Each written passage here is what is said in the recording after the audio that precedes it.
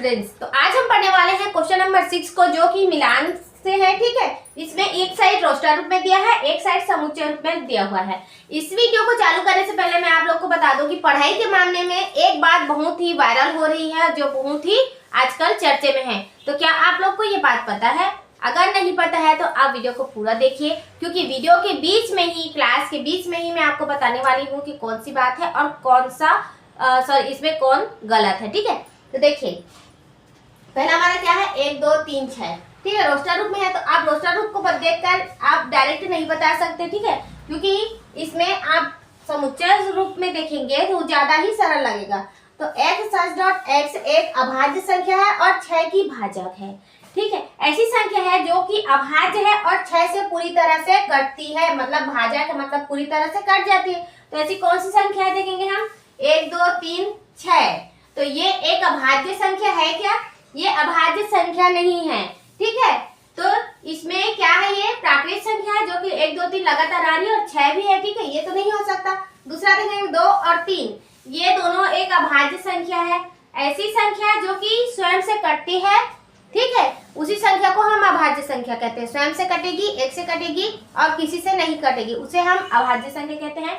तो ये 2 3 निकला है हमारा अभाज्य संख्या, जो कि 6 की भाजक है। तो ये आएगा इस लाइन में। ठीक है, क्लियर है? अब दूसरा देखेंगे, x संख्या 10 से कम विषम प्राकृत संख्या है। ऐसी कौन सी संख्या है जो 10 से कम है और विषम प्राकृत संख्या है? विषम प्राकृत संख्या क्या होती है, प्राकृत संख्या क्या होती है, ये पहले आप बताइए। प्राकृत संख्या ऐसी संख्या होती है जो 1 से लेके अनंत तक जाती है, और उसमें आप सम संख्या बोलेंगे तो कौन सा आएगा, 2 आएगा, 4 आएगा, 6 आएगा, 8 आएगा, ये सभी सम संख्या है। लेकिन विषम प्राकृत संख्या बोल रहा है तो इसमें आएगा 1 आएगा, 3 आएगा, 5 आएगा, 7 आएगा, 9 आएगा। ठीक है, इसी संख्याओं को हम बोलेंगे विषम प्राकृत संख्या। लेकिन क्या बोला है कि वो 10 से कम होना चाहिए। तो देख लेते हैं कौन सा है, ये है क्या, 1 2 3 6। तो विषम प्राकृत संख्या बोला है, तो ये हो गया सम आपका, ये हो गया सम। तो ये तो नहीं हो सकता, ये तो हो गया आप। ठीक है, पहला तो हो गया आंसर। ये नहीं हो सकता क्योंकि ये अल्फाबाइट में है। ठीक है, अल्फाबेट में, सॉरी। और देखिए 1 3 5 7 9, ये है आपका विषम प्राकृत संख्या जो 10 से छोटी है। ठीक है, 10 से छोटी कौन सी विषम प्राकृत संख्या है, 9 है। ठीक, तो ये आपका मिलेगा बी में। ठीक है, आपको अगर सरल तरीके से और स्मार्ट स्टडी से करना है तो आपको समुच्चय रूप को देखना है और मिलाना है सीधा इधर से। ठीक है, देखिए बी का काम खत्म हो गया। अब सी देखिए, x एक प्राकृत संख्या है और 6 की भाजक है। ठीक है, x एक प्राकृत संख्या है जो 6 की भाजक है, जो 6 से काटे और प्राकृत संख्या है। इसमें क्या बोला था, अभाज्य संख्या बोला था, और इसमें क्या बोला है कि प्राकृत संख्या बोला। तो देख लेंगे, ये बचे हैं और एक ये बचे हैं, तो ये तो एक अल्फाबेट में है। ठीक है, तो पहला हो जाएगा आपका 1 2 3 और 6, ये प्राकृत संख्या भी है और क्या है, 6 की भाजक भी है जो 6 से कटेगी। देख लीजिए, ठीक है, 1 से कटेगा, ये 6 कम 6, फिर 2 से कटेगा, यहाँ पे 2 काट देंगे, 2 तिया 6, 3 से कटेगा, यहाँ पे 3 करेंगे, 3 दूनी 6, 6 से कटेगा, 6 कम 6, हो गया 6 की भाजक। तो ये हो जाएगा आपका पहला का सी आ जाएगा। ठीक है, अब ये बचा है लास्ट, एक्स मैथमेटिक्स शब्द का एक अक्षर है। ठीक है, तो देखिए रोस्टर रूप में लिखने के लिए मैंने क्या बताया था कि समुच्चय रूप में होता है, तो रोस्टर रूप में लिखने के लिए कोई भी लेटर रिपीट नहीं होता है।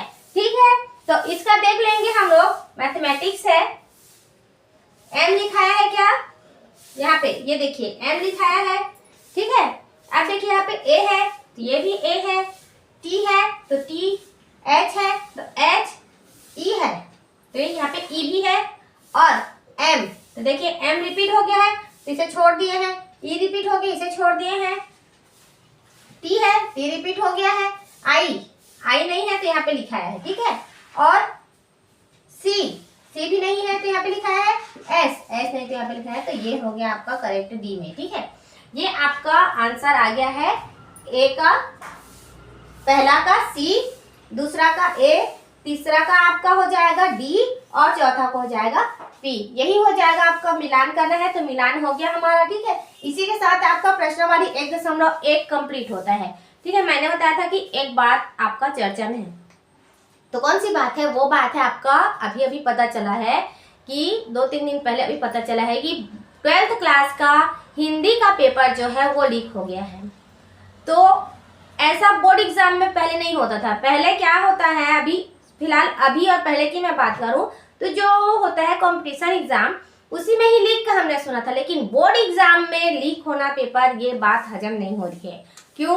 क्योंकि इसमें गलती कहाँ पे हो गई? उन टीचर्स की गलती है, या तो छापने वाले की गलती है, या पेपर सबमिट करने वाले की गलती है। जो छप के आता है वहां से ही आपका पेपर लीक होगा। ठीक है, इसमें किसका नुकसान है? इसमें उन सभी विद्यार्थियों का नुकसान है जो सालों साल से मेहनत कर रहे हैं और लास्ट में जाके उनको ये पता चलता है कि हमारा परिणाम आने वाला है, लेकिन पेपर तो लीक हो गया। अब क्या करें कि बहुत सारे बच्चे हैं जिन्होंने कापी पुस्तक को बंद करके रख दिया है। उनका माइंड शांत हो गया है कि इसके बाद अब थोड़ा सा रिलैक्स होगा। ठीक है, क्योंकि बोर्ड एग्जाम होता है वो बहुत ज़्यादा प्रेशर का चीज़ होता है। ठीक, तो इसके लिए क्या करना चाहिए कि आपको थोड़ा सा आवाज़ उठाना चाहिए इसके लिए, क्योंकि हर बार लीक होना ये अच्छा बात नहीं है।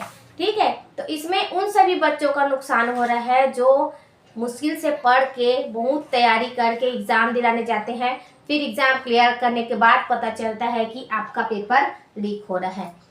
तो ये आजकल के सोशल मीडिया में बहुत ज़्यादा हो रहा है और नोटिस भी आ गया है कि 12th का जो एग्ज़ाम है हिंदी का वो फिर से होने वाला है।